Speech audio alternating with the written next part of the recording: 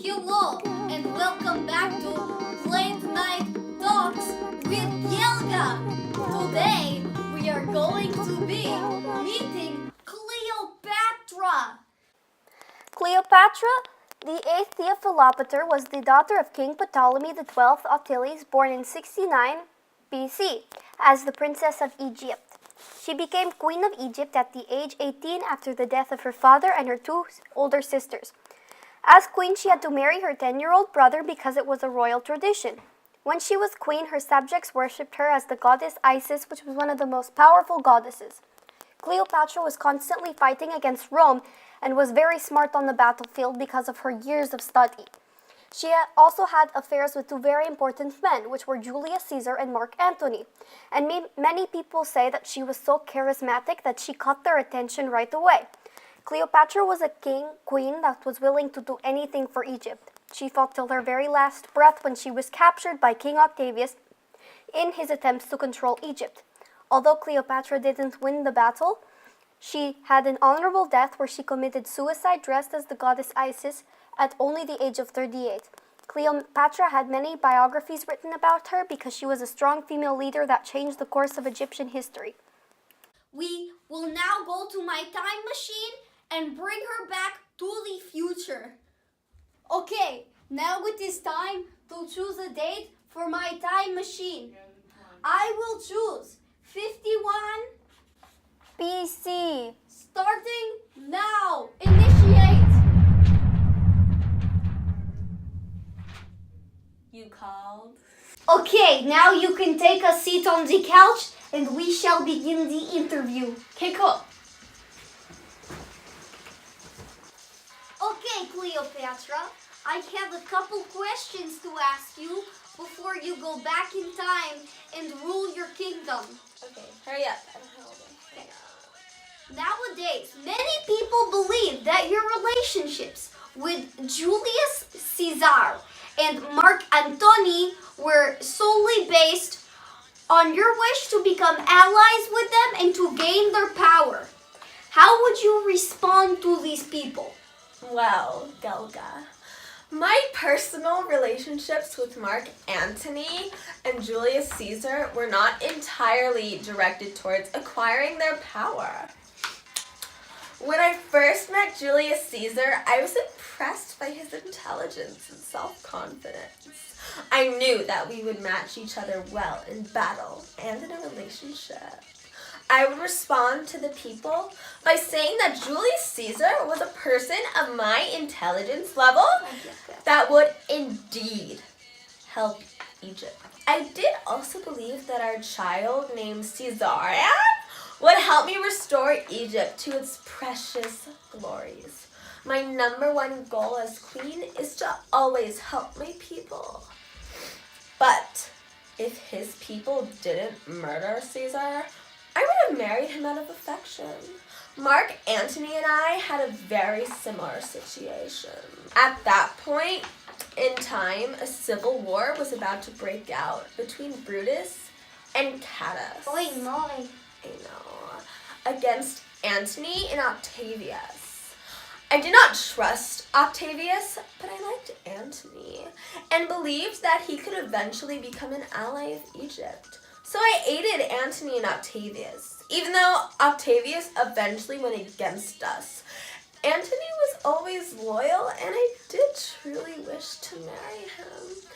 In part, I had a relationship with these men because of their power, and would have gotten married if that was possible. Many people believe that the Battle of Actium was doomed from the start, and that the plan was to play defense, and if something went wrong, it was to flee. And that you were too much of a coward to actually fight Octavius.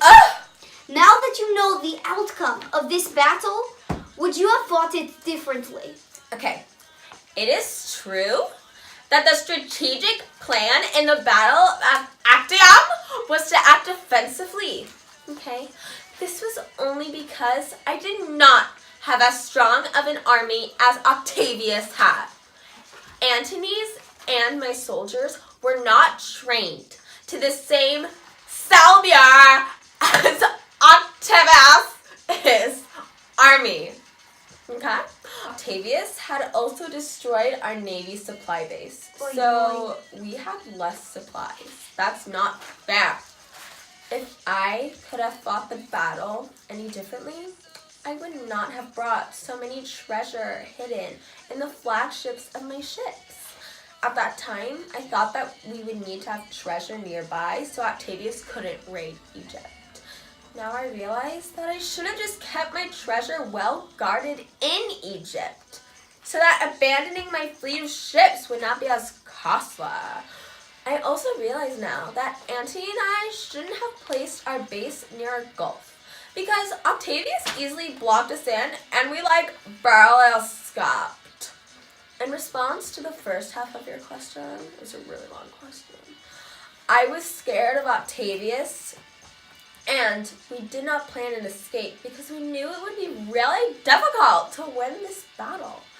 I do believe thinking we would lose this fight was justified because in the end, Antony did lose almost all his ships, which is really rude.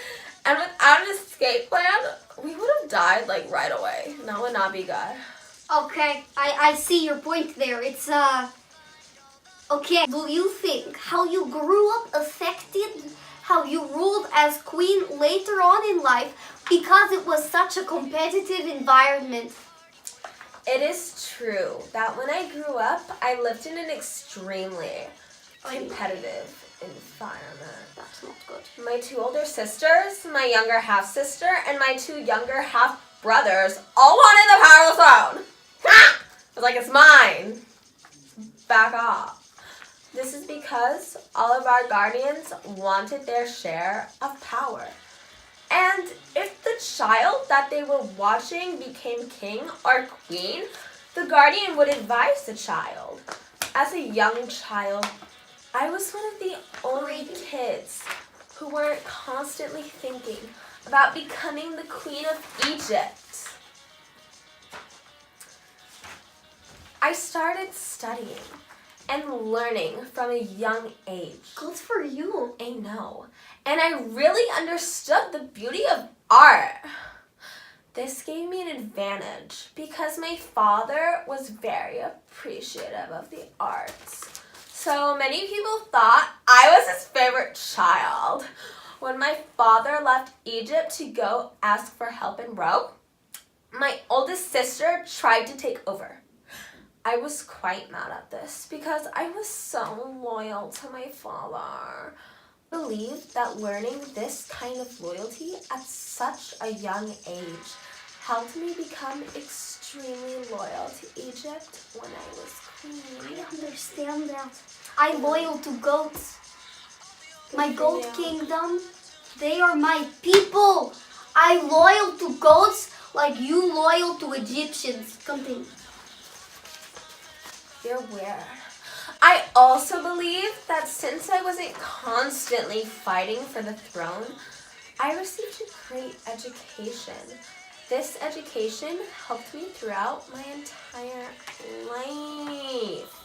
For example, I was always helping Antony with the military plans, and I had an opinion that was valued in many ways. I do believe that growing up in a competitive environment affected my role as queen, but in a positive way. Good job, Cleopatra. Thank you. Okay, for our last question of the day. Yeah. When your children were born, did you realize the political risk that they were being put in by being the sons and daughters of extremely powerful men? I loved my children and wanted them all to become very successful in life. Part of the reason that I had all 4 children was because I thought that having extremely powerful fathers would help Egypt and make them successful. I named my first son Caesarion because I thought he would grow up with the support of Rome and be an all-powerful man like his father. His father was Caesar, right? Julius Caesar. Yeah. Wait, wasn't Wasn't he the one who got stabbed to death because people thought he was a horrible ruler? We don't focus on that. Oh, okay. It's a secret. I believed that he would give Egypt a strong ally. So, in some ways, he was born for political reasons. For my other 3 children with Mark Antony, I had a similar considerations. I named my other 3 children